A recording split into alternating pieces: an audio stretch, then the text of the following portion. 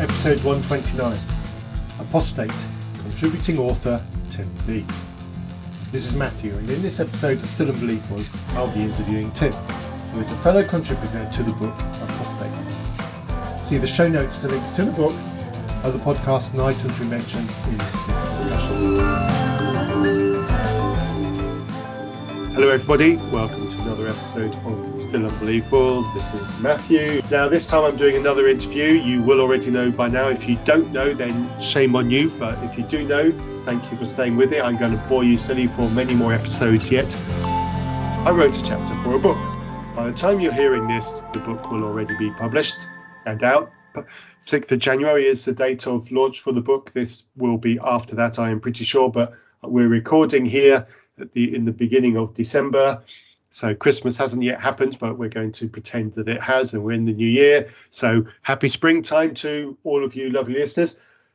So the guest I've got on today is a fellow contributor to the book. So I'm hoping this will be a nice two-way conversation and talking about deconstruction, what it's like, what the hurts are, what the pitfalls are, and what the process of writing a chapter for this book has been. So Tim, welcome to Still Unbelievable. Thank you very much for joining me today. Pleasure to be here, Matthew. Thank you for having me. Right, so Tim, fellow apostate, however we want to call each other. The book that we've been involved with is called Apostate. I can't remember the rest of the title. And a lovely lady by the name of Sarah Bacala, who I have already interviewed, and the interview is a couple of episodes back. Check the show notes and check the back catalogue if you haven't already listened to that interview, listeners. And she's put this book together. There's 21 of us, I believe, who've contributed chapters to this book, all people with varying periods of time between leaving Christianity and arriving at deciding to write this book. So, Tim, tell us a little bit about briefly, how you heard about the book, the Apostate book, why you chose to put yourself through writing a chapter for that, and then we'll get into talking about some of the experiences around writing. Absolutely. So I wrote my chapter only, I believe, about a month or two after I sort of came out as atheist. I had confessed to my wife only a couple of months prior, and during her own process of deconversion, she was looking for some resources and discovered the Deconversion Anonymous group on Facebook. And through the community there was a lot of great support and a lot of discussion. And one of the people there was Sarah, as you mentioned earlier. She was part of that Facebook group, and she at one point solicited some authors for this book that she was putting together. And because the experience for us was so fresh and so recent, it felt like a good opportunity for me to express myself and to kind of process what I had just gone through. It's something that I was also going through some therapy at the time, because leaving Christianity is pretty traumatic. And one of the things that my therapist recommended was to just talk about it. And so this was a great opportunity. That is, I think therapists advising to talk about things is really good. There's a danger when we go through something like this, and I was certainly guilty of it in my own journey, of staying quiet and suffering in silence. And it's not very good for our mental health and not very good for the relationships we have with our closest loved ones when it eventually does come out. I guess I'd like to dig more into why you decided to do that, because it feels to me, so I'm 15 years out. So for me, writing this was putting down together bits of a story that I've already told multiple times. So for me, sitting down and writing it, the chapter pretty much wrote itself. You know, it was about 3 days, I think, of sitting down for a couple of hours each time, sticking it all out. And I ended up having to cut lots out of it, because I think I wrote 7,000 words at first, and then ended up editing it down. But for you, when you're still processing that, a lot of the bits that you're processing are still very fresh and raw. Do you think you did benefit from doing that so soon? I think so. I actually, obviously, during the writing process, there's a lot of requests to go back and, make any edits during publishing process. And I had to resist a couple of times, reading through it and wanting to rephrase or reword things in a way that made more sense to me now. But I specifically resisted doing that because I wanted it to be as close to my state of mind on just leaving Christianity as I could. So by the time we finished editing, I was about a year out from deconversion. But when I first wrote this, I was maybe, 2 or 3 months. Right. So even writing it must have evolved with the way you were evolving post-Christianity. Absolutely. So I believe I say in my chapter something about, I think I wrote it within a week of coming out to my dad. And that was a pretty rough scene. But certainly it was a big influence on how I viewed my own departure, as well as how I viewed Christianity. And I think as time has gone on, I mean, the stages of grief, right, going through a lot of the trauma of separation from my community and trying to discover a new one. So a lot of things have settled down emotionally, but I hope that some of the more raw emotion is visible in the chapter. I certainly found that in reading your chapter, and it certainly comes across that the tentativeness that you had about telling your father came across, and I certainly identified with that.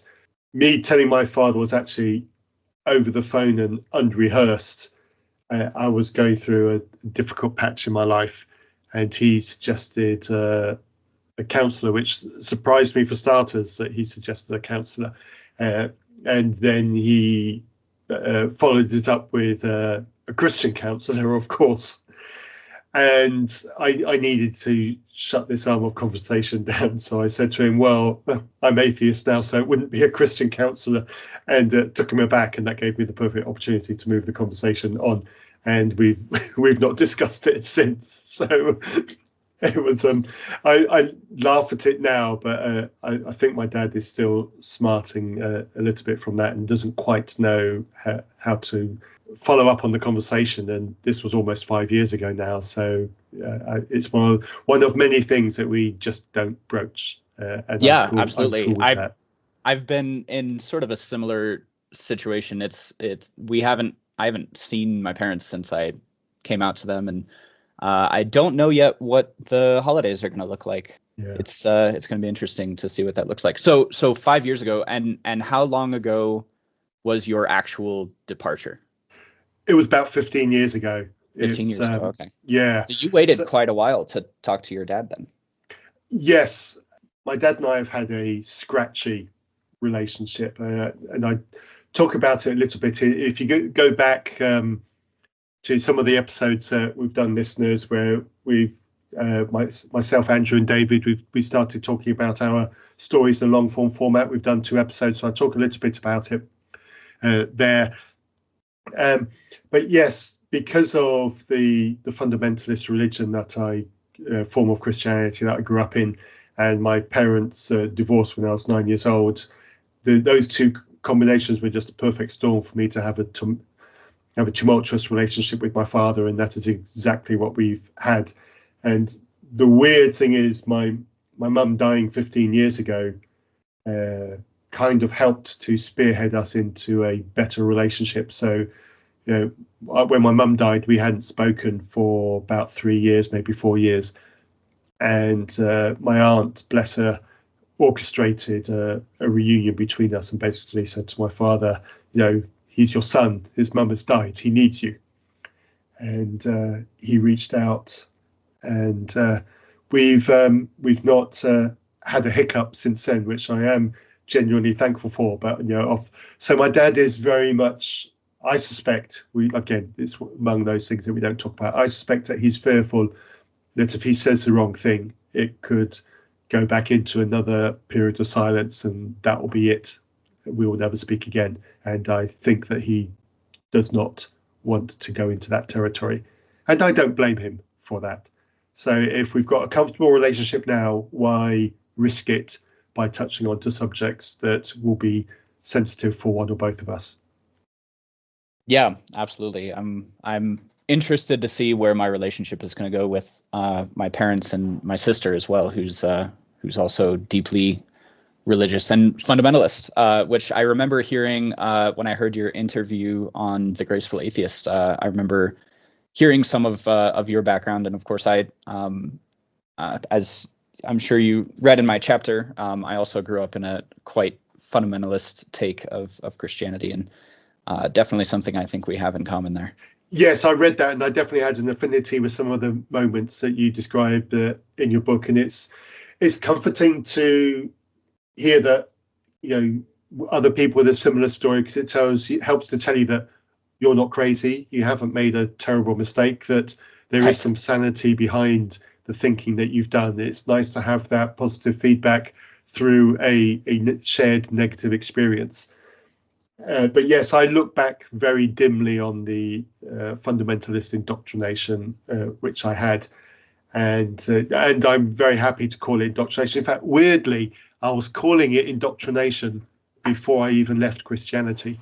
We would talk to other people, and they'll say, "How did you become a Christian?" I said, "Well, I was a child in the missionary environment. I was indoctrinated." Let's just be honest about it. There was no other way I was going to be a Christian.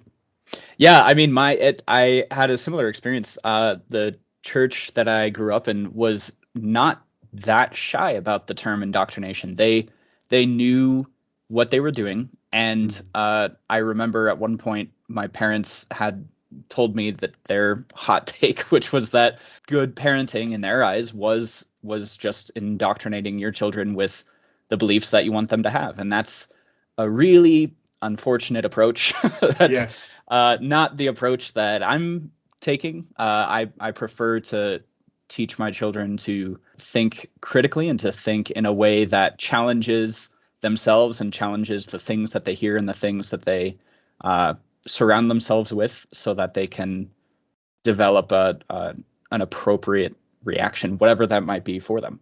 But it's not indoctrination, and it's certainly at least to my mind, a healthier approach to dealing with the world. I absolutely agree. Education should be a time of learning, yes, but learning in an inquisitive way.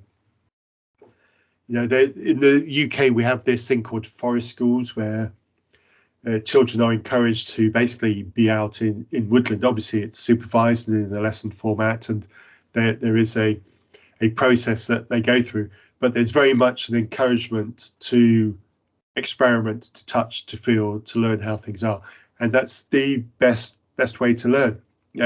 Even as an adult in my place of work, there's one particular colleague I work with who's very good at telling us things and not very good at easing us through the learning process. And I'm still only 6 months into this new job, and I find that things that I'm being told, I need to be told multiple times before it sinks in.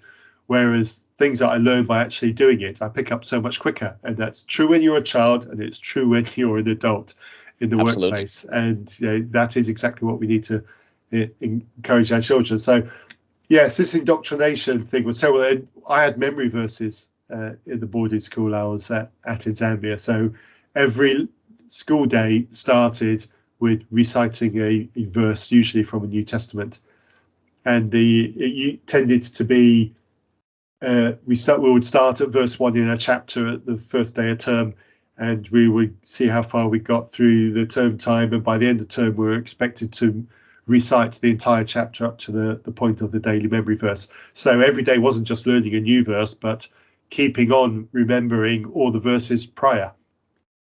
How much do you still have memorized? Very little, to be quite honest. Very, very little.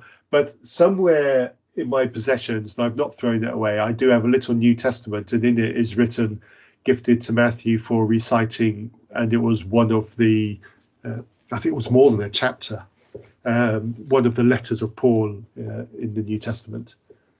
Or at some point, letters of Paul, depending on which one we're talking about. Yeah, so it clearly wouldn't have been one that went in for pages and pages and pages, but clearly one long enough that it took some effort. So I genuinely can't remember which one it was. I really genuinely don't care enough, if I'm honest. That's good. But yes, I have this New Testament inscribed where, so I can prove that I have learnt one letter of Paul at some point in my past. But now Yeah, our church did less Bible memorization and a lot more apologetics studying. So rather than memorizing verses, which surprisingly I didn't do as much of, but instead we would read through like systematic theology books and discuss all of the different, types of world religious systems from a Christian perspective. Not very objective at all, but it was meant to be like this cover of why Christianity is better than every other belief. But it was exhaustive, and it was years and years and years of study along lines like that: doctrinal study, apologetic study, all that. Yeah, that's one of the things I really struggle with, and that touched on one of the things why I do this podcast and why I make the critiques that I do. There is definitely, and Christianity is definitely not the only one that's guilty of this. Pretty much all the religions are guilty of it. Now, you mentioned that Islam is especially guilty of it. But absolutely, any kind of educative or teaching environment is always framed around leading you to a specific predetermined conclusion. And I was certainly a victim of that in my schooling. Yeah, I mean, it was always presuppositionalism, right? The idea that you have to presuppose the Bible and presuppose God before you derive any other truth. And it was and my church, surprisingly, a lot of folks in my church rejected presuppositionalism. They believed that you could arrive at the conclusion of God through basic, we would call it science, but of course they didn't apply it scientifically or rigorously. Things like the cosmological argument, the teleological, the this and that. Learned all of those growing up, and it was pretty convincing to me at the time, but certainly started to fall more and more flat as I got older. Yeah. Yes, I'd like to pick that up in a bit, but I'd like to get more of the picture of the education that you had, because you talked about education and learning at school, at church. Was your school environment homeschool, or did you go to school? It was a charter school, which was heavily conservative leaning. So there was still, I remember my fifth grade teacher showing us videos of animals that disproved evolution and nonsense like that. So there was still a heavy Christian bias in the school, even if it wasn't officially a Christian school. Right. So that was schooling, and then church itself. We had an hour of school on Sunday, and then the sermons were an hour and a half at least. It depended on the day. It depends on what mood the pastor was in, but they were extremely long sermons. And then on Mondays we had a Bible Institute, which was 3 hours of doctrinal studies and apologetics and sometimes world religious systems and just all kinds of very heavy, rigorous indoctrination. Wow, that's a lot of church to young people. Yes, well, and that was kind of the environment that my parents were. It was an extremely small church. That type of Christianity is not appetizing to most, and for good reason. But it's the type of environment that my parents wanted. So the church itself was only I think at its largest it was probably 30 people, and I think right now it's probably closer to 10 or 15. Wow. But that's very nose deep in the books all the time. But see, now in a way I can actually respect that, because what they're trying to do, and they probably believe it genuinely, is they're trying to lay an educational and a knowledge foundation to make the word of God and belief intellectual. And I can certainly respect what they're trying to do. Obviously I think they're wrong in their conclusion, but I think the approach that they're doing, I think garners some kind of admiration, in the sense that they are trying with the tools that they've got to give a firm intellectual foundation, which is better than I ever had. I agree, and that's one of the reasons I left, was because if you're familiar with Genetically Modified Skeptic, a YouTuber in America. He has a great video that was something about how Christianity gave him the values that caused him to leave Christianity.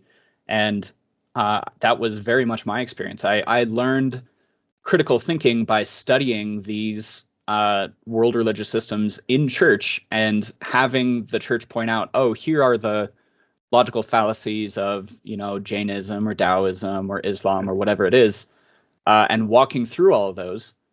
And just internally, while I'm hearing this lesson, thinking like, well, we sort of do the same thing, don't we? But, ours, we have God, we have, whatever excuse I was telling myself. But the point was that I was taught to question things, just not Christianity. And so once I finally got around to applying that inquisitive approach toward my own faith, that was the first domino, I guess. And that is inevitable when you expose children to that. And we were talking before we come on this call about our approaches to bringing up our children.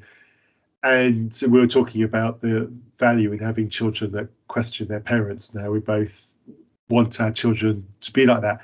There is an inherent risk in giving children that freedom, as they might then turn around and decide, I don't like the way you've done things. Yep. And all I can say to them is I don't either.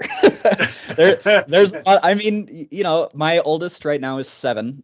So she's not quite to the age where she's really challenging our parenting or anything like that. Although I'm sure that day will come very soon. But my relief, she has exhibited a lot of the inquisitiveness and the curiosity that I've been hoping that I could pass on to them. And I agree, it's by far the most healthy and positive thing that you can provide to children. Yeah, there's few things that make me want to cry internally more than seeing the will and the enthusiasm of children being beaten out of them, for lack of a better phrase. Right. And I feel that definitely happened in my early schooling environment under missionaries, which is just a terrible thing to have to say, but that is the fact of what happened. We left school, Tim, and left home eventually, still a creationist? Yes. So I went to college at a school that was just a couple hours away from where I was born, and took a few years of not doing too much church, although I read my Bible quite a lot, and I would still happily, I prided myself, and I talk a bit about this in my chapter, but I was very proud of how smart I thought I was. And I liked to take that into debates and arguments with other folks about theology.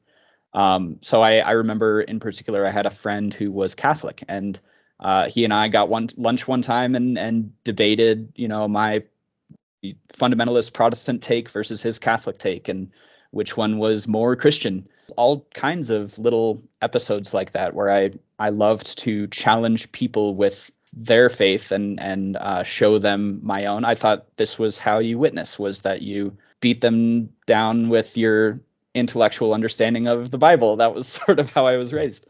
But this sort of fed into my deconversion because eventually I started doing this on the internet. And of course, arguing on the internet is famously the most positive and productive way to spend any amount of time. And I spent plenty of time doing it. And eventually it actually did yield some positive things for me, although I didn't recognize it at the time. But every once in a while, somebody on the internet would have the patience to sit down and explain exactly how stupid I really was. And I wouldn't have a response to it. And those episodes added up and made me really start taking a harder look at things. Yes, it was quite interesting reading your chapter and getting to that point, because you clearly did it far more often than me, because I had my one incident of an internet beating with people who I also knew in real life and respected. And I came away from that very bruised, feeling very humiliated and determined that I would never let that happen again. But you, it appears, went back for more.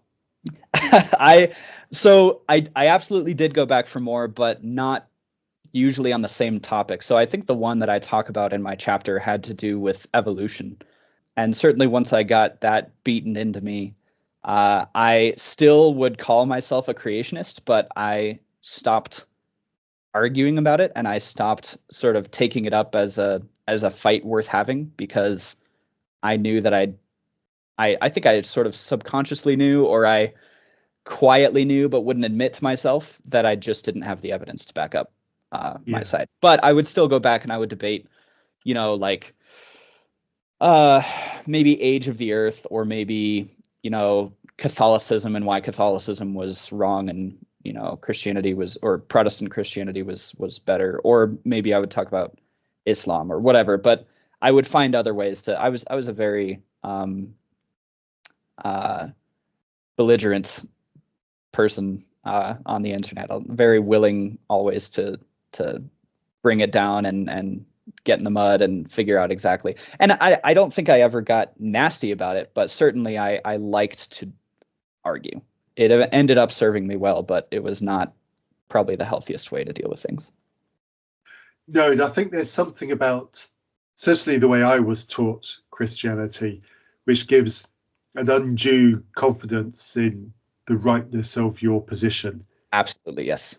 And for me, learning that things could be held tentatively and you could argue it, but be prepared to change your mind when presented with something, took me way, way, way too long in life to learn that was actually the intellectually correct place to be. And accepting that and realizing that was a proper wow moment for me. And that's probably the moment that was, if we want to talk in metaphors, was that pulled away the keystone that let everything else start to fall behind it. But I needed that one moment. And I think that intellectual integrity moment was the keystone moment for me. Yeah, I would say exactly the same. I discussed it a little bit in my chapter, how a close friend of mine basically brought me to that point where I had to face my own, like, am I being honest with myself? And he did so by asking this question. We were talking about there had been like aliens or something in the news, not, kind of like we have today, right, with the drones that everybody. Yeah, I was reading that on on that weird website we don't talk about anymore, and somebody was going full conspiracy on some of that. It's insane.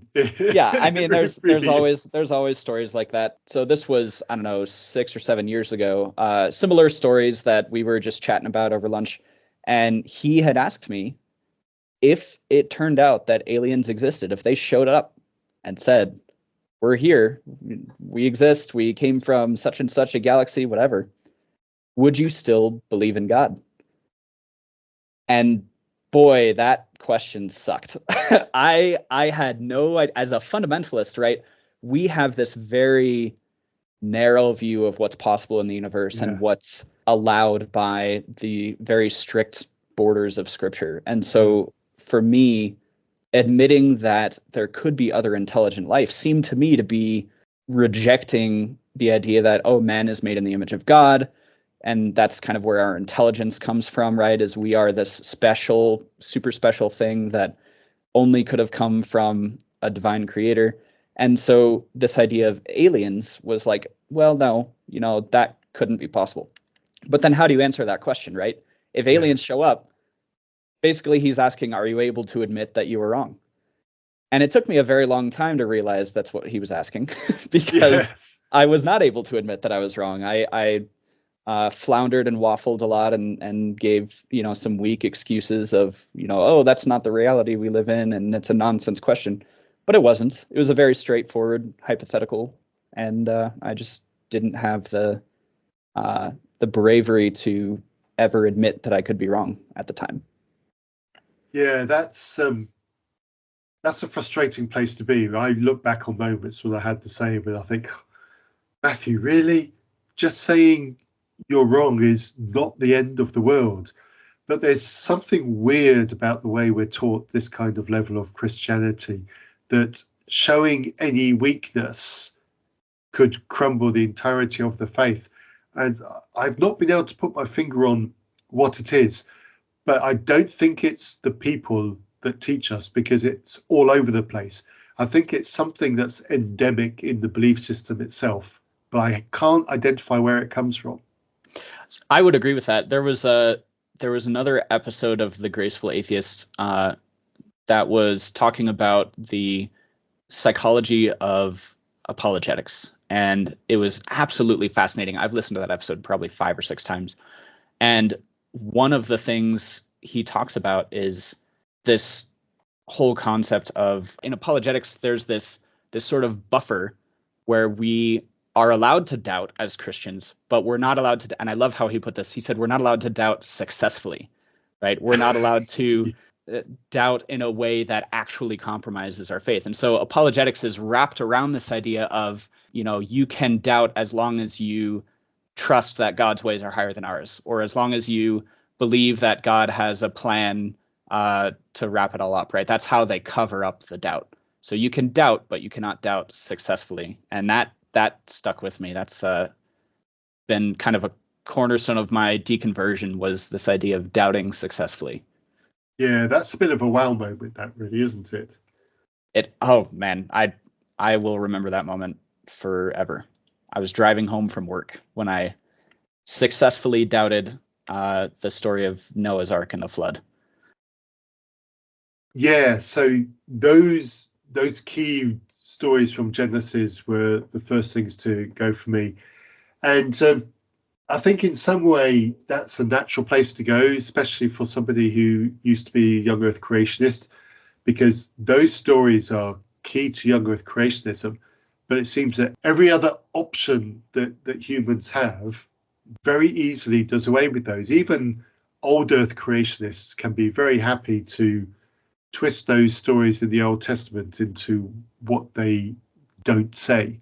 Lots of people are very happy to say that the flood was just a local event, or didn't even happen at all, or that the Tower of Babel was just a metaphor to try to explain different languages.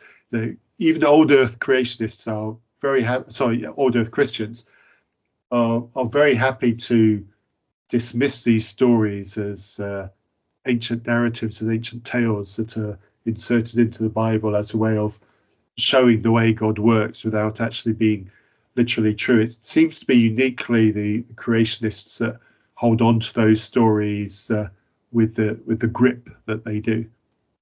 Yeah, and it's funny because I think my particular brand of Christianity that I grew up with, one of the things they were very successful at is convincing me that a literal interpretation of Scripture was the only quote, legitimate way to be a Christian.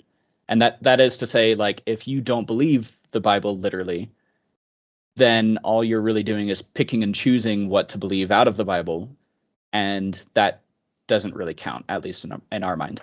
And because of that, I went straight from fundamentalist Christian to atheist pretty much overnight, because it was that being convinced that, okay, well, if I can't buy Noah's Ark, if I can't buy a 6-day creation and a young earth, what is the point of believing any of this? There's no point in believing in Christ being killed and resurrected, because that's also not scientifically valid.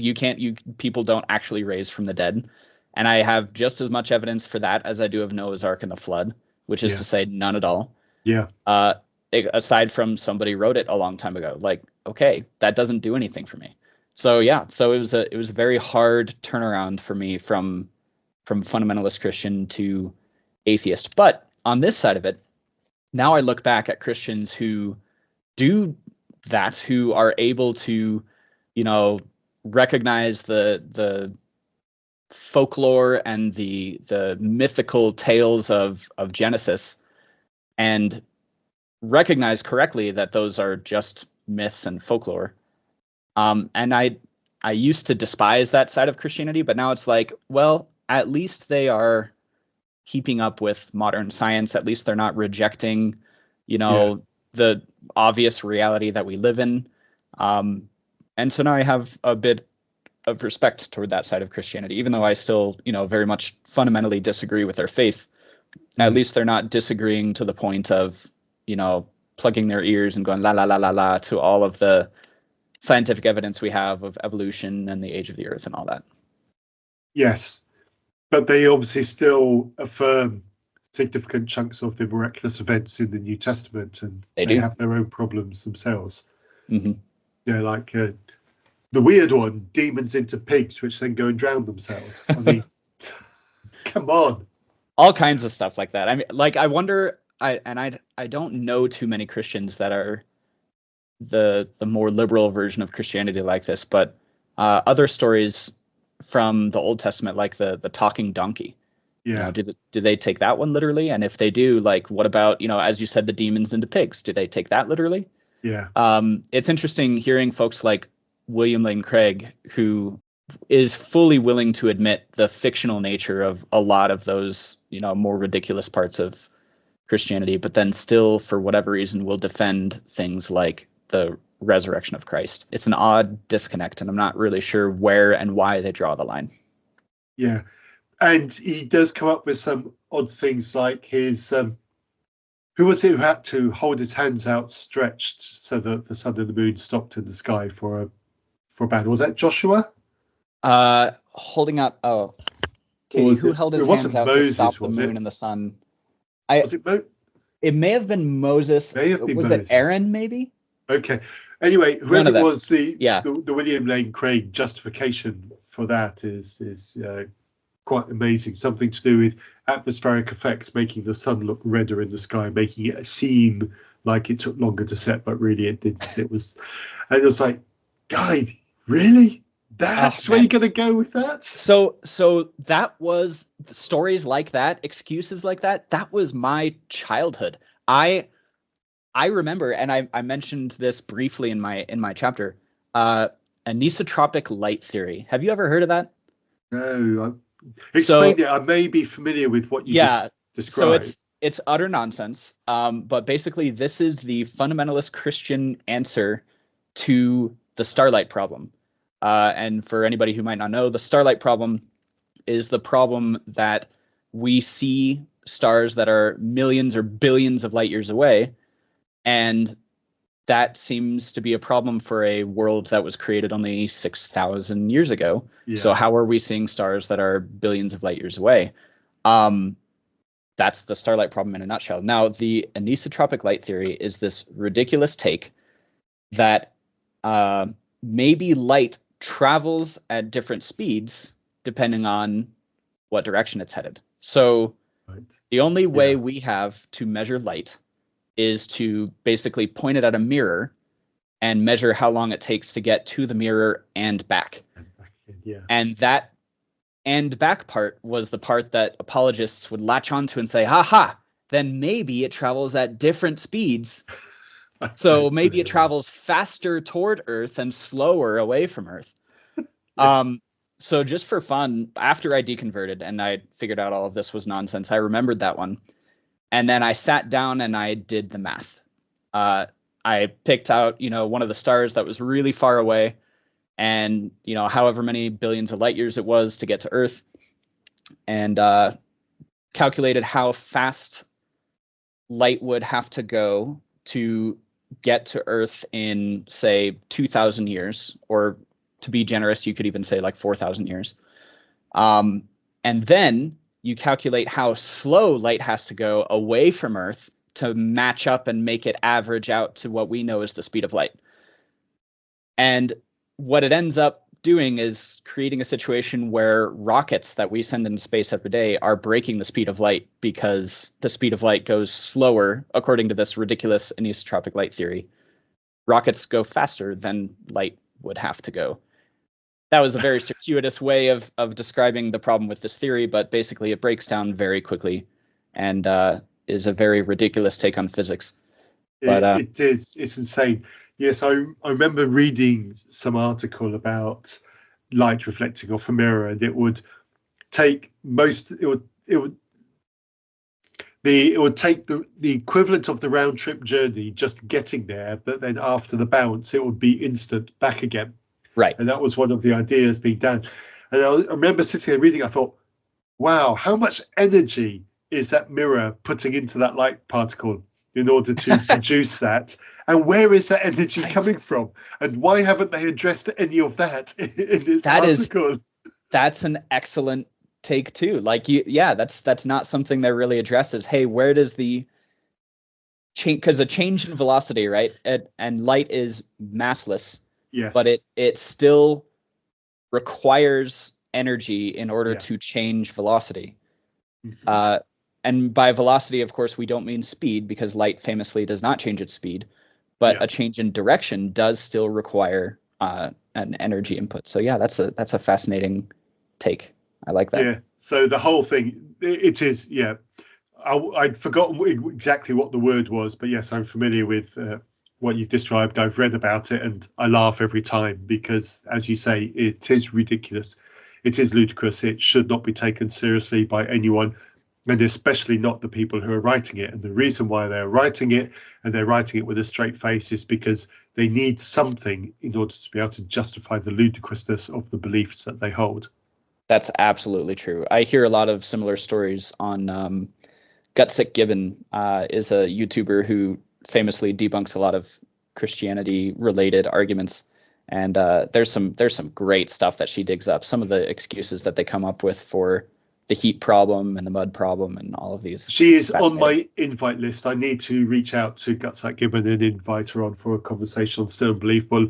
I love what she does. I love the way that she presents things, and she does it with panache and style. Everything about her is awesome. If you're not familiar with the YouTube channel, go and look it up. Gutsick Gibbon. It's not a difficult phrase to forget. And if I remember during the editing process, there will be a link in the show notes to that YouTube channel. Highly recommended. So on the subject then of YouTube channel and other social media that attacks these kinds of odd beliefs, at what point in your process, Tim, did you decide to start looking for and consuming these other ideas that are contrary to what you thought? And what was that like for you? So I think there were two breakpoints. The first was after I decided that Noah's Ark was ridiculous. I did find some of those. There's a YouTuber who makes these little cartoons. His name is NonStampCollector. And they're very satirical, whatever. He does an excellent one on Noah's Ark. And if anybody hasn't seen it, there is profanity. So, it's not, just be aware of that. But it's absolutely hysterical, his satirical take on all of the ridiculous things that would have had to happen to make Noah's Ark work. But very little. I mean, I looked at some of that and basically reassured myself that, yes, Noah's Ark is ridiculous. But at the time, my attention was very consumed by how am I going to live the rest of my life? Because at the time, my wife was still Christian. My kids were still going to church. Everybody in my life was Christian. So most of my attention was consumed with that and less with confronting myself with new ideas. But after I confessed to my wife and we talked through things, and then she eventually deconverted herself, she actually was the one who found a lot of these resources, including a bunch of podcasts and including your own podcast, actually, Still Unbelievable. She found most of these resources and sent them my way, and it was an excellent it was a relief for one thing, but it was also a great way for us to both kind of process things together. So after coming out to her, let's see, it was about 8 months, I think, after I deconverted that I confessed to her. And then a few months after that, she started showing me these resources she had found, including the Deconversion Anonymous group, where we were invited to write this book, as well as your podcast, the Graceful Atheist podcast, Alex O'Connor, all kinds. I mean, there's probably a dozen more that I'm leaving out, but it was kind of a journey we went through together after we both left the faith. That's really heartwarming to hear, Tim. I love that you did that. The mistake I made was keeping quiet until everything was a done deal, and that created its own problems. And I always give people advice: talk early, be brave, talk early. It is going to come out eventually, and the longer you leave it, the worse it will be. Don't let fear grab a hold of you. Talk early, please. I absolutely cannot emphasize that enough. So for my, I guess, my strategy when I talked to my wife, it was already kind of a foregone conclusion for me. But when I talked to her, I didn't say it that way. The way I said it was, I've been struggling in my faith. And that's very true. I had been struggling in my faith. But it's an opening that helped her to understand that this was not me arrogantly rejecting Christianity. This was me in despair, losing my faith, and not sure what to do. I wanted her to understand it. I wanted to communicate to her that I was suffering, and that was the way that I chose to do it. And I think that was a much healthier approach than I think some folks might be tempted to say, why do you believe this? Why do you believe that? And make it more of a confrontation rather than a confession. But yeah, I fully agree. Communicate early and often. If you're having any doubts at all, start talking about them now. Yeah. And even if it does mean that the worst thing, the end of a marriage, is going to happen, it's still better to talk early, because you don't lessen the pain by delaying it. Let me tell you that here and now from deep, bitter personal experience. It would have been better for me if I talked early. It's something I can't change, but I can change somebody else from making the same mistake, I hope. Yeah, absolutely agree. It's I would even go so far as to say that talking early, especially if you're not deconverted, if you're simply a doubting Christian or an uncertain believer, talking early can even prevent rifts in a relationship that might otherwise happen. Yeah, let's hope we can save some of those. So back onto a positive note then, Tim. So you did all this study, you and your wife, you studied together, you went through some of the cognitive dissonance of learning things which contradicted some of your deeply held beliefs. So let's cut chunks of that out and move towards a bit where you were very prepared to say to yourself for the first time, I am atheist or near atheist. What was that like for you? It's been, it's still, I'm relatively recent. I'm only about a year and a half out from deciding that I'm atheist, and it still is tough sometimes. I mean, it's famously very taboo to be atheist, right? Yeah. Less so in the UK. I'm a little bit jealous. There's a little bit healthier of a culture of atheism in the UK, but certainly, especially in the US, it's very taboo to not believe in a God, and that's been a little tough. There are people that are not even Christian, but people that I work with that I trust, and I can't talk about stuff like this because it's offensive to a lot of people to not believe in a God. Wow. So I don't know, and part of the problem too. Atheism, I think, fundamentally is the position of being willing to admit when there aren't answers to a question yet. Abiogenesis, I mean, we've more or less, we have a solid picture of how it probably happened. We haven't proved anything all the way through yet. But it's still a tough question for an atheist because we haven't proved anything yet. And all I can tell a theist, because a theist likes to say, oh, we have the answer to any given question. Yes. To any given question, whatever it is. Oh, my God took care of that. Whatever, my God is the answer to that question. And they pride themselves on having answers to any question. And it was a very humbling thing for me to come to this position of admitting, you know what, some questions we just don't have the answer to yet, and that's okay. We're learning answers. There was once upon a time we didn't have the answer to, where lightning came from or what disease, the plague was not a curse from God. It turns out it's actually, microbacteria and viruses that cause these things. And it's okay to not know things yet, as long as you're willing to learn them when the answers show. Yes. Yeah, absolutely. That's great. And that is a brilliant learning opportunity, that humility.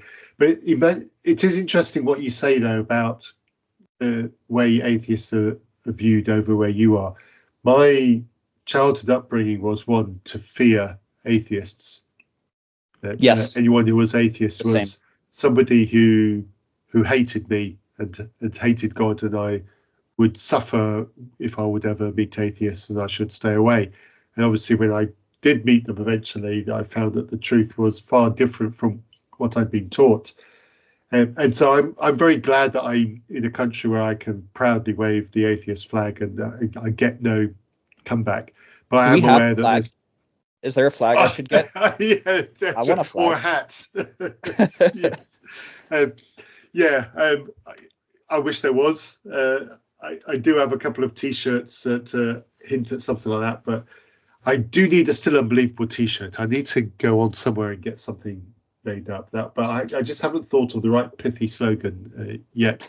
But yes, I definitely need something like that. But it's weird for me to think that there are places in America where it's unsafe potentially to out yourself as atheist, and I can't help but think, how weak must your religion be if you fear somebody or dislike somebody or distrust somebody who's different from you to the extent that you make it unsafe for them to identify themselves?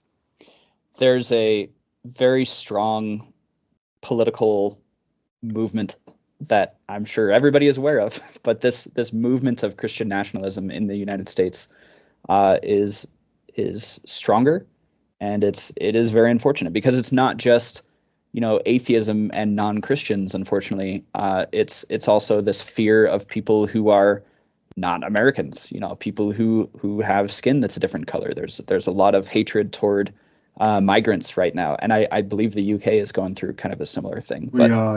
It's a similar problem, right? Christianity has this fear and hatred of atheism to the point that many of them want to make it illegal, or at the very least, they want to cram their beliefs down the throats of us and our children in schools. And it's a similar thing, unfortunately, with people of a different race, that they're so afraid of it that they just can't tolerate having a different tribe anywhere nearby. It's a very tribalistic perspective, and I get it. It's we're sort of evolved to think that way, but it's really unfortunate when it causes pain for others. Yeah, we've gone in a bit of a cycle here in the UK. It's well known that the 1970s and 1980s were a period in the UK of terrible race riots, and there was a lot of people, specifically black people, who came over from the Caribbean, who suffered greatly at the hands of it was the era of the mods and rockers, the punk and all that, and there were a lot of racists in that. The British National Front were a much bigger picture in society at the time, and the skinheads as well. Mustn't forget the skinheads, always known for violence, often associated with football matches or soccer over your part of the world.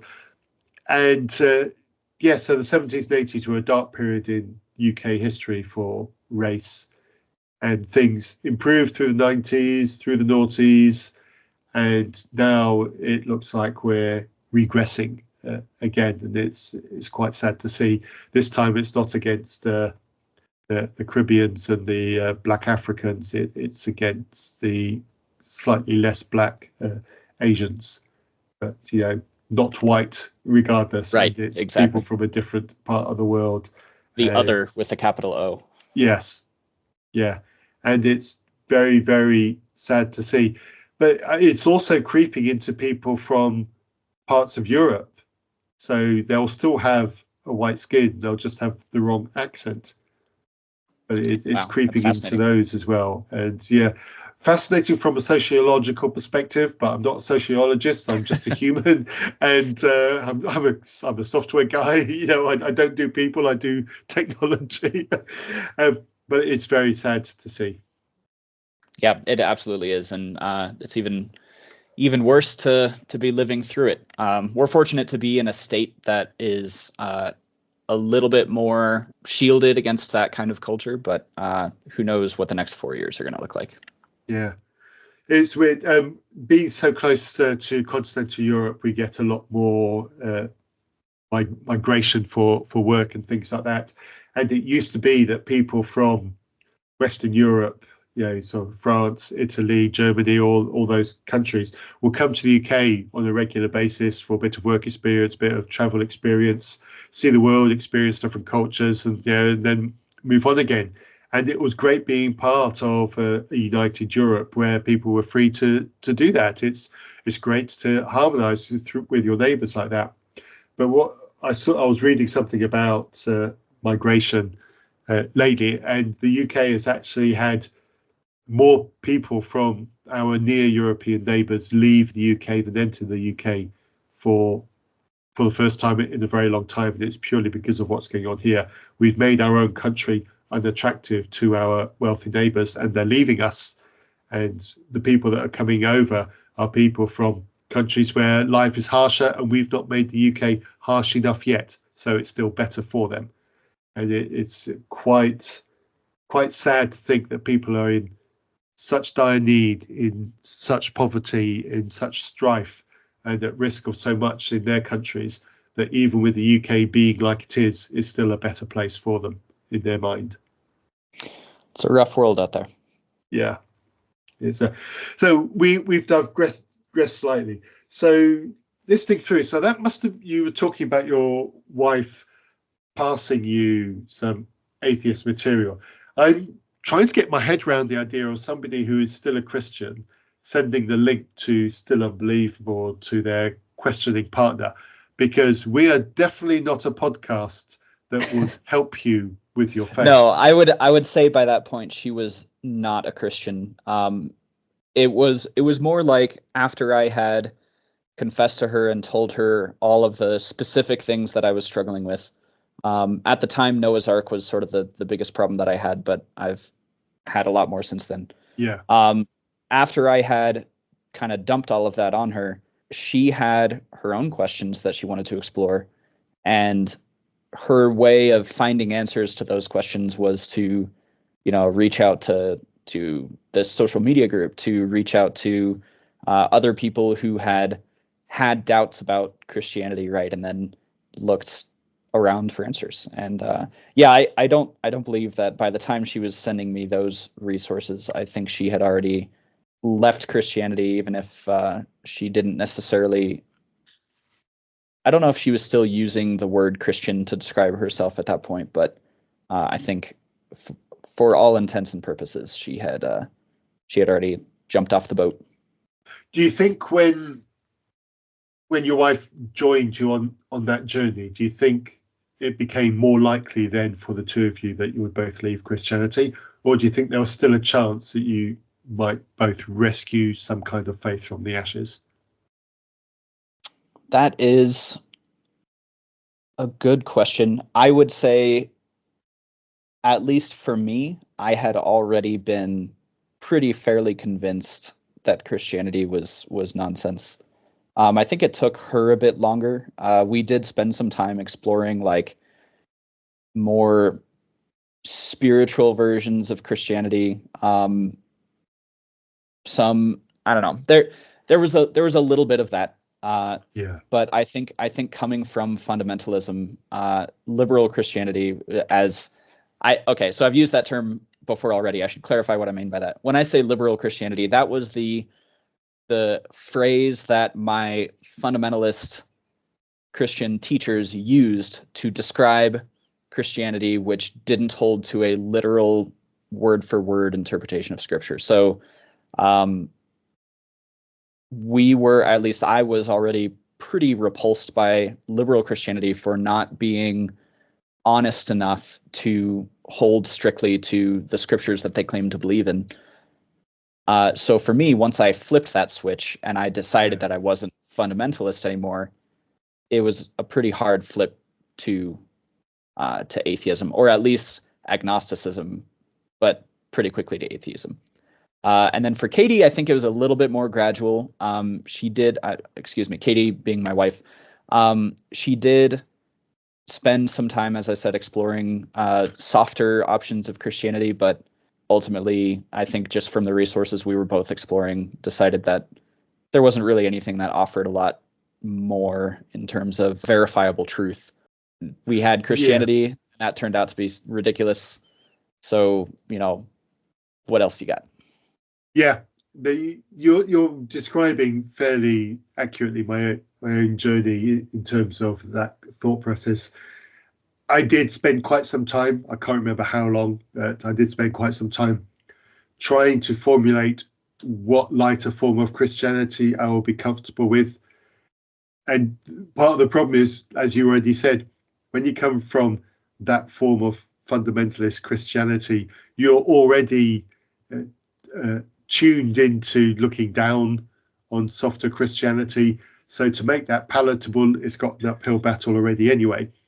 And then when you put into it all of these issues which cause you to doubt things that really make that level of Christianity attractive anyway, and you've pretty much killed all those. So if you can't accept the miracles and you're struggling to accept the resurrection of Jesus, or even the justification for the fall of man, those are two key points of Christianity. And so when you try to build a softer, gentler, more loving form of Christianity on top of that, you haven't really got a lot to work with. So you may as well just ditch the whole lot and go straight for humanism. Yep, that was the exact conclusion I came to myself. There wasn't much left to grab onto once I discounted the supernatural bits. Yes, I think I felt intellectually for myself I had to give it a fair hearing. Otherwise, I felt if I just jumped straight to atheism and rejected everything about God, I was opening myself up to accusations of not really thinking it all through. So I felt to satisfy my own needs, I had to sit on liberal Christianity, for lack of a better description, for as long as I possibly could to try to make it work. Because if I didn't and I rejected it, I needed, I would have no justifiable reason for rejecting it. So I felt that I needed to give it due diligence. But looking back, it was a colossal waste of time. Well, I mean, I would say it wasn't, because you were still engaging in critical thinking, right? You still wanted to say, okay, what's the most intellectually honest way I can engage in, challenging this faith that I held for so long. And I think that's right. Or as I've heard it described also, Bayesian reasoning. Have you heard that term before? Yes.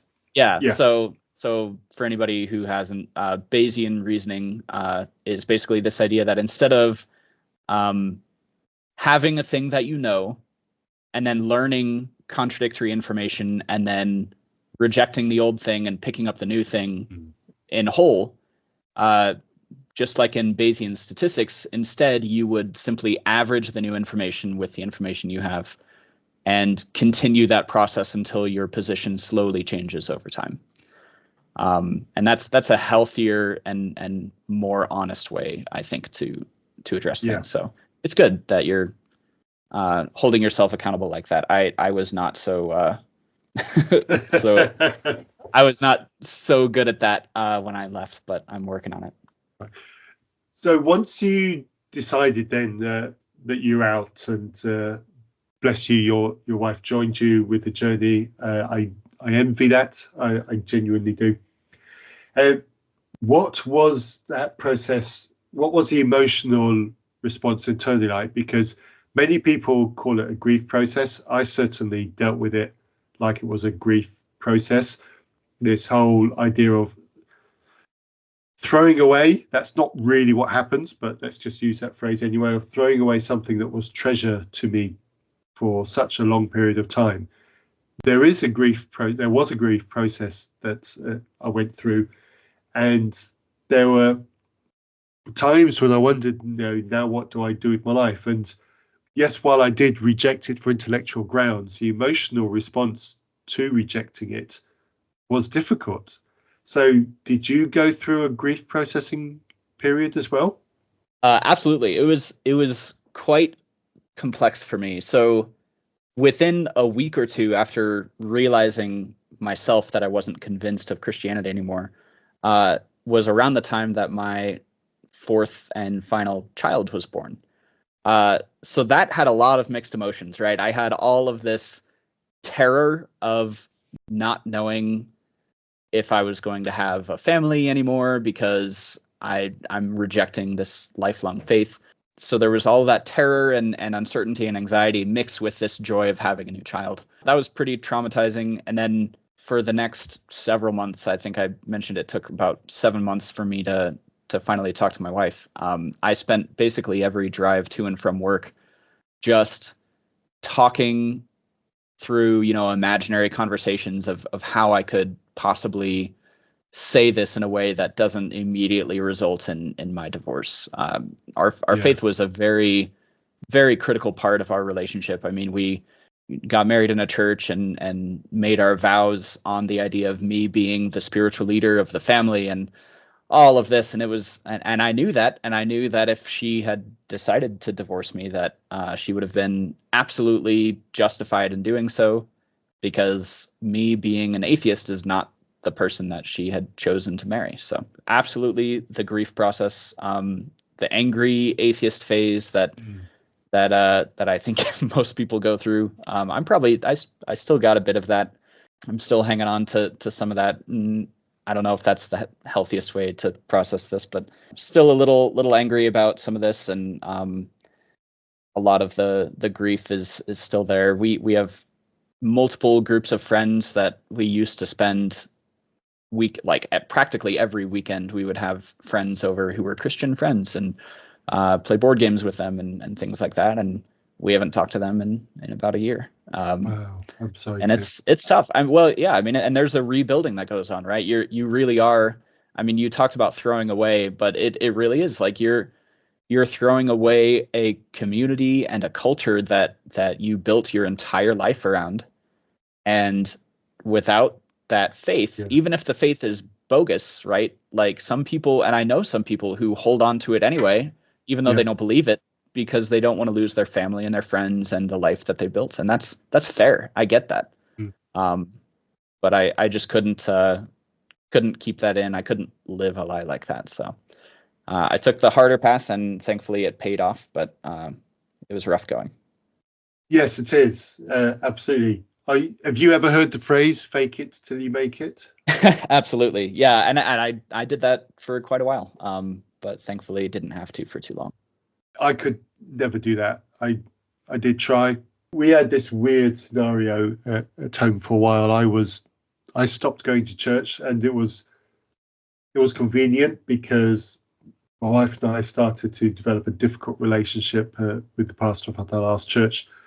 Lots of reasons. I will not go into any of them here. It's not appropriate. And I used that as an excuse to not go to church. But really the reason why I wasn't going to church was because I no longer believed. And this is part of the cost of when you stay silent.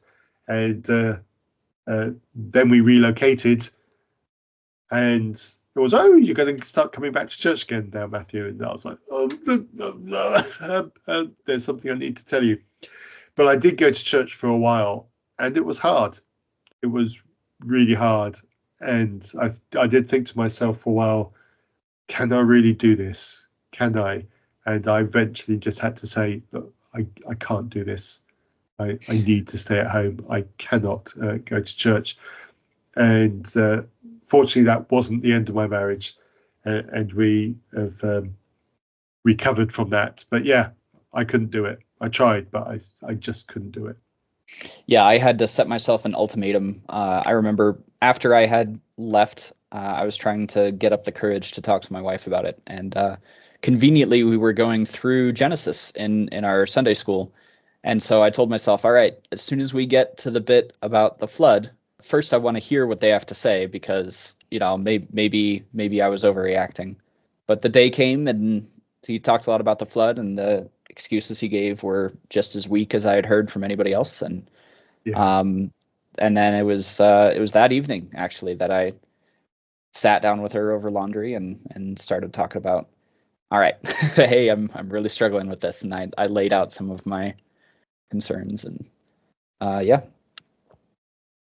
it's hard having that conversation, isn't it? It was really rough. difficult. Yeah, a lot of tears. I mean, not just during the conversation, but in the months and weeks leading up. I tried. I'm sure you probably tried too. When you felt your faith slipping, I prayed a lot for my faith to return, and I would cry myself to sleep sometimes praying for my faith to be restored, and just never did. Which was ultimately one of the things that convinced me that it wasn't there to begin with. Yeah, and I think there's a point here where we need to make some definitive clarifications in the language that we use in case there's anybody who is either still a Christian or in those early stages of Christianity and looking for resources of what the experience is like of leaving and what causes people to leave. We've talked about the process. We've talked in language of us leaving Christianity or us rejecting the Christian God. But in reality, that's not actually what it is. We're recovering from something that harmed us and hurt us. And if there's any rejection going on, it's actually God who's rejected us because we didn't choose to leave Christianity. We fought tooth and nail to keep that faith. We never wanted to step away from faith. We wanted faith. We begged for faith. We prayed to God in tears. We would have sweat blood if we could to keep that faith. That was what we wanted. And it wasn't until that faith was dead that we were actually able to stand up and say, actually, it's not so bad, really. But it wasn't until that point happened that we actually could have said, we like it like this. We want it like this. Up until that point, we fought against losing. We begged for acceptance. We begged for a sign. We begged for more faith. We begged for ways to have faith. We begged for people in our lives to help us have faith. We talked to people. We did all sorts of things, all for the express purpose of keeping faith to God. We never wanted to leave. We never rejected actively. We were rejected. We are now recovering.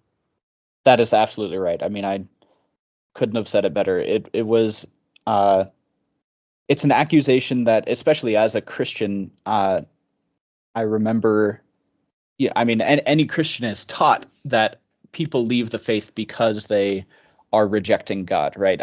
I remember being taught that so many times, right? That, an atheist is just a person who really hates God and is rejecting this moral framework that God has set up, and they just don't want to follow God's law, and that's why they're rejecting God. And it's such a fascinating thing to then go through the process, to be fighting so hard to keep my faith because I knew, or I imagined that, oh man, if I lose my faith, I could be tortured for eternity. It's a scary thing, right? So I fought, and it's not just, the fear of hell, but it's the fear of losing your partner. It's the fear of losing your community. It's the fear of being wrong after all, and then being, judged and found guilty as a result of that. It's absolutely a terrifying experience on the front end of it. And then on the back end, it's a relief. You're like, oh wait, I don't actually have to be afraid of being tortured for eternity because that would be a ridiculous thing for any loving God to do. Yeah.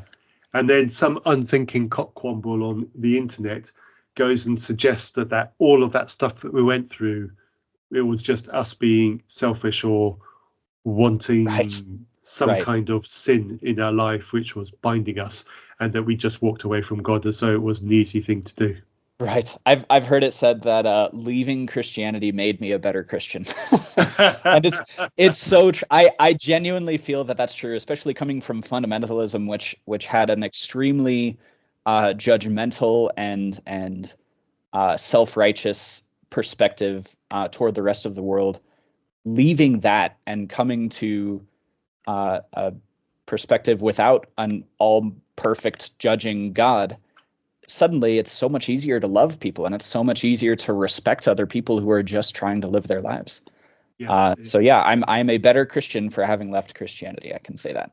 So talking of being better, what changes did you notice about yourself, expected and unexpected, in your recovery process since you've left? My anxiety has gone down tremendously. That was a huge one, and it took me a while to notice it. As a Christian, even though you assure yourself, and I was part of a sect of Christianity, as I believe you were too, that believed in eternal salvation, right? That once you're saved, Yes. you're always saved, right? So even believing that, though, there's always this fear of judgment, right? That oh, I had an impure thought, and that's an offense against the almighty, all-powerful creator of the universe. Even though we're told that you don't have to worry about that because your salvation is eternal, it's still a tremendous amount of anxiety. Oh, you just pissed off the most powerful being in the universe. Yeah. Great. And it's terrifying. And it produces so much anxiety that I don't think we even realize that we're having. Yeah. And I didn't attribute it to that either until after the fact. I was like, oh, I feel so much better now because I'm not terrified that, every time I think something wrong or every time I have a doubt that I'm being judged for it. I can just think and I can just live my life without being under constant inspection and constant grading and constant evaluation. What a relief. So that was a big part of it.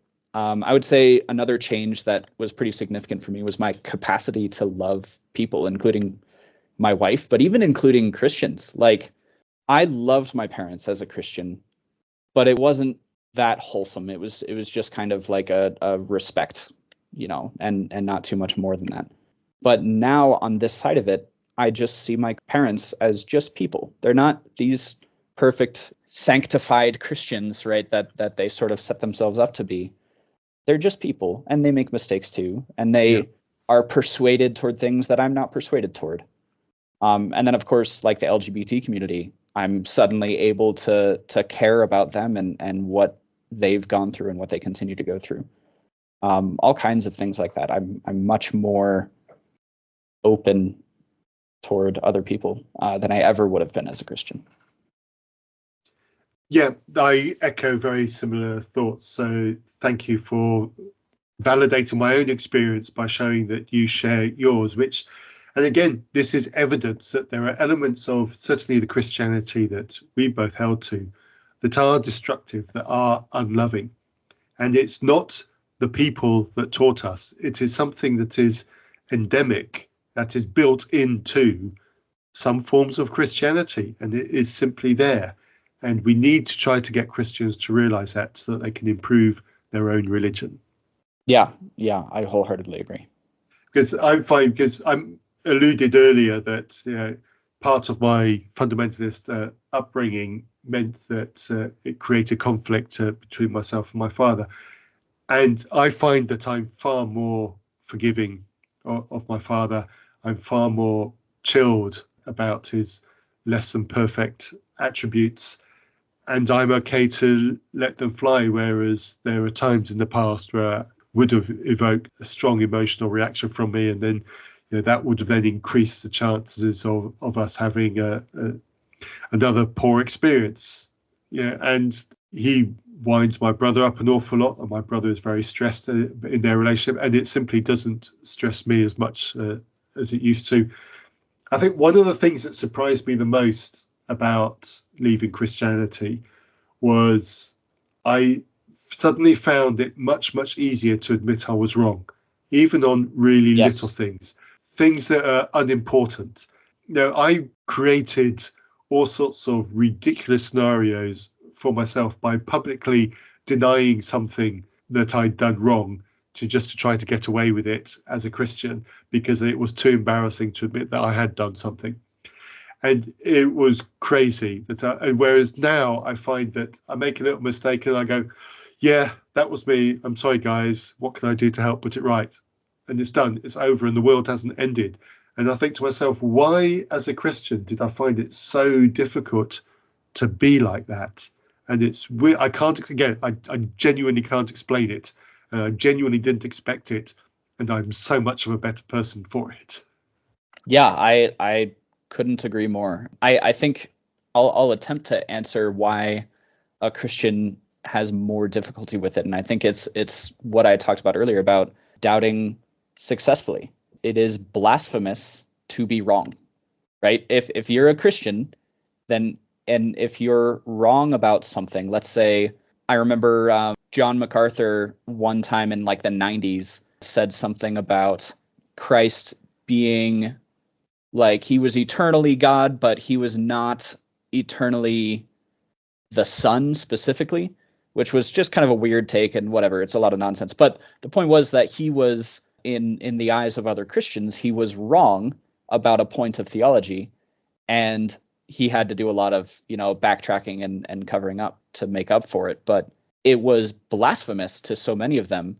Yeah. And it for my own church, which followed John MacArthur's doctrine more or less line for line, they still rejected him because of that slip up of being wrong. So there's this massive punishment as a Christian. There's a huge stigma for being wrong about anything, and it goes further than just social rejection. It's eternal punishment. If you're wrong about this, then God may not be okay with you believing that saints are incorruptible or whatever. Whatever the point of doctrine is, you can't be wrong about it as a Christian, and so you learn to just never be wrong. Yeah, I really feel sorry for Christians who get themselves tied up in all those kinds of knots. I really, really do, because it was terrible for me. And I look back and I see those moments and I think, golly, Matthew, why was it so hard? You just created such a problem for yourself. And there's a liberation in saying, holding your hand up and going, hey, I messed up. Sorry, guys. It is liberating. It's so liberating to be able to just own your actions and move on from them. It relieves a lot of pressure. Yeah. So let's change tack a bit then, Tim. We've talked a little bit about our journeys, etc. But let's get back to the book. That is what this conversation is all about. It's about Apostate, available on Amazon and other places where books can be bought, I hope, from the 6th of January. There will be an audio book read by the lovely Sarah at some point later in the year, I hope. She has certainly promised me that she is preparing an audio book. So the editing process and your words being edited. So you put your heart and soul into your story, written it down, and then someone went and changed some of your sentences. How did you cope with that? They were remarkably gentle. The bulk of my story as written is more or less the exact words that I used. There were, I think, 2 or 3 passages where the editor simply said, hey, I'm kind of confused what you're trying to get at here. Or they might say, like, it seems like you're trying to communicate this. Perhaps you could reword it in this way. And I was open to all of that. I don't think that I imagine the editing process was similar for everybody else who wrote chapters here. And it's absolutely, what I wanted to say. I have the one of the later drafts up in front of me right now, and it's everything I wanted it to say, and I hope it can help anybody reading it to empathize, especially if it's a Christian reading it. I hope they can see it and understand at least that we're people too. We went through exactly what we went through, and it's not because we tried to, it's not because we wanted to.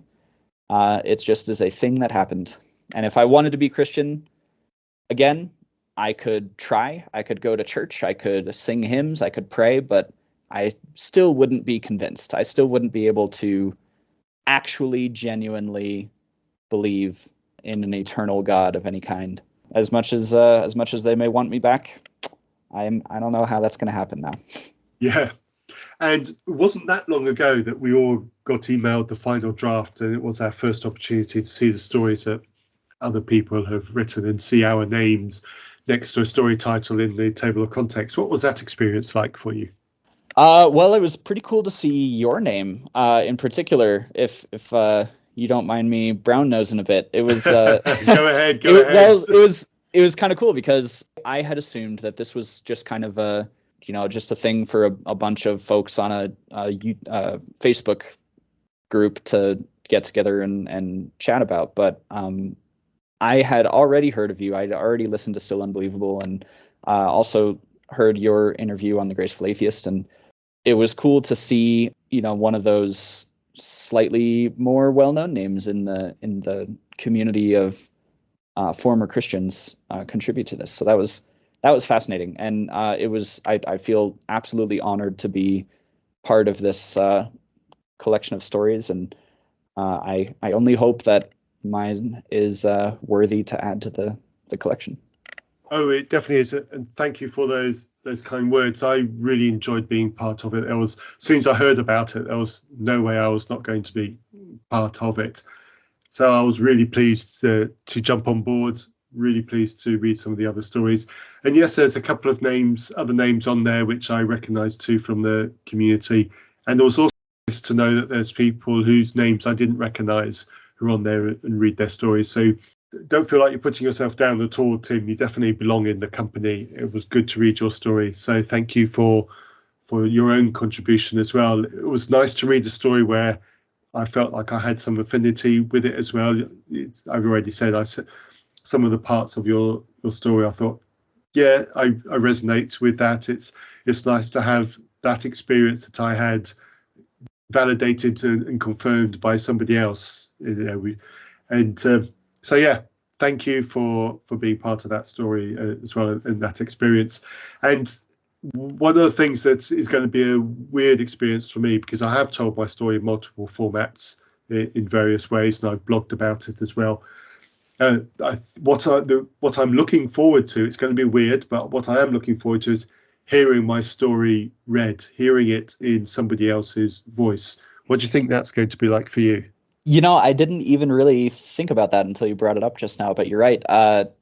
Hearing Sarah in her Aussie accent describe my childhood and describe some of the relationship challenges that I went through, that's going to be interesting. I'm very much looking forward to it. Maybe I'll use it as like a therapy exercise, hearing my own story kind of told back to me from somebody else's voice might be healthy for me to reflect on what I've been through and the stuff that I still need to go through. Journey's not over. No, the journey isn't over. And I've already recorded an interview with Clint Haycock from the Dismantling Doctrine podcast, used to be called the Mindshift podcast. He's an American living over here in the UK. We've recorded a few episodes together. And we were talking about books and writing and audio. And what I was saying to him was that reading my story still now, it brings up an emotion in me. It's a story I know well. And writing it was emotional. I wrote it through tears after I'd submitted my final draft and then sat on it for however long it was. And I didn't read it again until the printed copy came out, and I read it again. And yet all those emotions came up again as well. So I'm intrigued as to what it's going to do to me when I hear somebody else read that story to me. I will obviously listen to it out of curiosity, but I am kind of wondering if I'll still have that same emotion or response when somebody reads it back to me, and how will I feel about the different emphasis inflections that Sarah's put on the story. Because they obviously won't be where I did it, and so that dichotomy between the story won't be read exactly how I would read it, but at the same time, it's being read by somebody who does this kind of thing and so the inflections will be down to the interpretation of the reader, and maybe that will give it a purer tone. So looking forward to that. Listeners, you will, hopefully some of you will have read the book by now by the time that this goes out. Please, some feedback, what you think of some of the stories. Have you listened to the audio book at some point if you're listening to this later on in the year? Give us some feedback, please, reasonpress@gmail.com. I would love to have any and all feedback on the various stories on the book, what you think of what we've put together, because it's not impossible that there'll be another one. I do raise this question with Sarah in the interview that I've had with Sarah. So any and all feedback, please send it in. It will be great. Any more thoughts that you want to share about the whole process of being part of this project, Tim?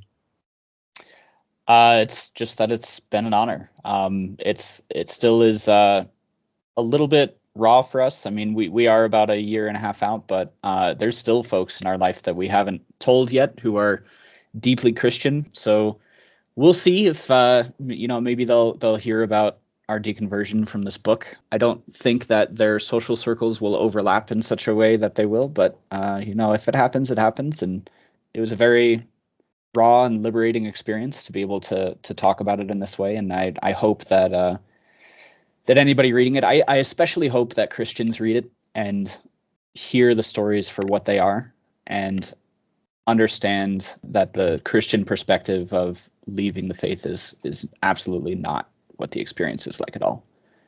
No, I hope, yes, I hope that Christians do get some kind of perspective of what the real experience of leaving Christianity is like, and that the narratives that many are sold, that many even repeat, are broken by the stories in this book. That would be one thing that I would absolutely love to hear, as well as some encouragement and some hope for those who are going through the same struggles, that life doesn't have to end. There is life after faith, and we should celebrate that. Absolutely. Couldn't agree more. Well, thank you for the time, Tim. That just leaves me really with one more question to ask you before we say goodnight for the evening. And that is, having all the time that you spent reading the Bible, presumably it's a little less nowadays, but from your knowledge and experience of the Bible, do you have a favorite Bible character, and who are they? I absolutely do. So this is probably an answer that you get quite commonly, but I'd say mine has to be Job. One of the things that my wife and I did after leaving is we recently watched through the 2 seasons of Good Omens, which is a fantastic series. I love that season. It's so good. It is absolutely hysterical, and it's so powerful coming from an ex-Christian perspective to be able to see some of the doctrines that you once held sacred and see how ridiculous they really are in practice. But there's a bit in that series where they Crowley, the demon, and the angel, I forget his name, Aziraphale, thank you. Crowley and Aziraphale are sort of playing this, not a game exactly, but they're going over the person of Job and just describing his experience from their perspective. And Aziraphale is trying to figure out why God is totally fine with letting Crowley do all these nasty, evil things to poor Job, who's just a dude. He's just trying to live his life. And if you read the biblical account, it's so funny. He's never told why he went through all of that. Nobody explains it to him. Nobody bothers to tell him, oh, hey, by the way, you were actually like the subject of a bet between Satan and God.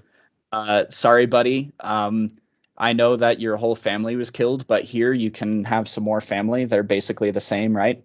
And it's so entertaining. It's such an entertaining story from this side of things to see the ridiculous lengths that Christians would go through to try to justify their God. Yeah, that scene where Job's wife and children are decimated, and then it's, oh, but you'll get twice as many as you had before, and it was, yeah, but what about those ones? Yeah, those ones that died, those ones you took away. Why can't I have those ones back? And that it brought a new and fresh power to the atrocity of that in that moment. That even me, an outer, looked at it and went, "Yeah, why did I never see that before?" I want to say freshness to the story, but I don't mean it in that nice way whatsoever. It brought a new horror to the story. Right. And it was like, yeah, wow, yeah, God's a dick. It's horror, but it's also like it's comedy horror because we know that it's just stories. Yes. It's not, there isn't some mighty dice player who's playing around with his buddy Satan and trying to figure out, let's see what we can do to Job and see if he loses his faith. It's very comedic from this side of things. And I was just looking at the verse real quick where it talks about how God restored things to Job, and all it says is, "Oh, and he had 7 sons and 3 daughters, and the Lord turned the captivity of Job." Like, okay, yeah, cool. I guess that's problem solved. He lost his wife and children before, but cool. God just gave him a few more, and that's that. Yeah, there's nothing that's nice about. No justification, no clarification, just like, oh, and God gave him more. Like, all right, I guess we just take that. Yeah, yes, quite. I love the daughter I have. Thank you very much. I will not swap her for 2 more. Right, exactly. It ain't gonna happen, frankly. Yep. Yeah. It's a good thing God didn't tell Job that he was the one that let his family get taken in the first place, because Job's faith might have struggled a bit there. If Job had been told that God let all of that happen to him, Job would have been like, "Wait, you did that to me? Seriously? Yeah. What the hell was that for?" Yeah, it's not a great move. I don't think I've had a Job. I have one of my more spiky guests did say Job's servants. I think it's some of the people who aren't even named that are all lost as part of this whole bet, but they're so insignificant that they're not even named. But their lives are just cast away anyway. There's a few of those. I mean, talk about like the millions that were genocided in the flood, right? Yeah. We don't care about them. Their lives are insignificant. They were a mistake. They were God's oopsie, and he just said, "Oh, I regret this. I regret making all this, and let's just erase it all and start over." All right, that sounds great. So it's great. But on the subject of things to watch, Good Omens. Brilliant. Oh, yeah. If you haven't watched it, I recommend it. And I've got, off the back of that, I'm going to go 2 more. Lucifer. I think it's on Netflix. I watched that last year. Oh, my word. I loved that so much more than I thought I would. It was kind of like I want something I can watch. Oh, yeah, Lucifer's got quite a few episodes. I can't even remember when it started. It's got about 5 or 6 seasons. I loved it all the way through. There's some really, really clever representations in it, and I don't really want to give any spoilers, but there are some Old Testament characters that appear and they are brilliant. But one tiny spoiler: Eve turns up and the whole thing of non-consent comes up, and it's like yes, there's a lot of conversation about women and their role in the Bible. It's good to see shows that point that out. So I'll have to check that one out. Yes, if you're an outer, Lucifer you'll really, really enjoy. And the other one I want to recommend, because this was my deconstruction watching, that's how old the season is, but crumbs, I can't even remember the name of it now. The 2 brothers that went fighting demons, what's it called? Supernatural. Thank you. Yes.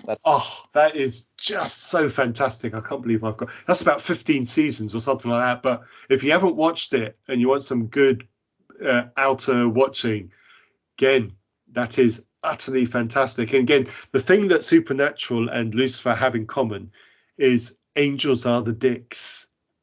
Right. Yeah. The demons, you know where you stand with the demons. Right. The angels, you can never trust them. They're always unreliable. Good Omens had a little bit of that too. The Gabriel famously was one of the more difficult angels to deal with in Good Omens. Yeah. That just comes up again and again and again in all of these shows. And when you go and open the Bible and read it, that's exactly what it's like.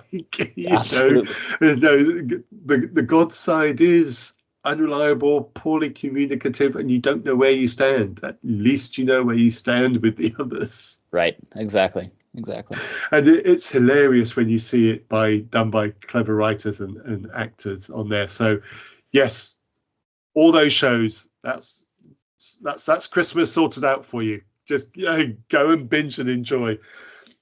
Thank you so much, Tim. Really enjoyed this.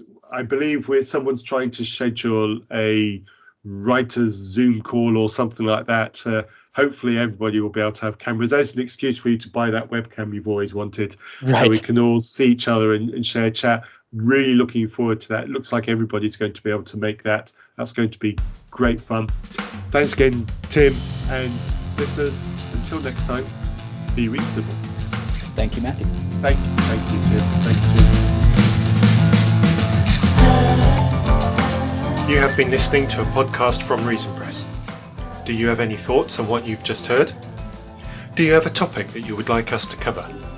Please send all feedback to reasonpress@gmail.com. You might even appear on an episode. Our theme music was written for us by Holly. To hear more of her music, see the links in our show notes.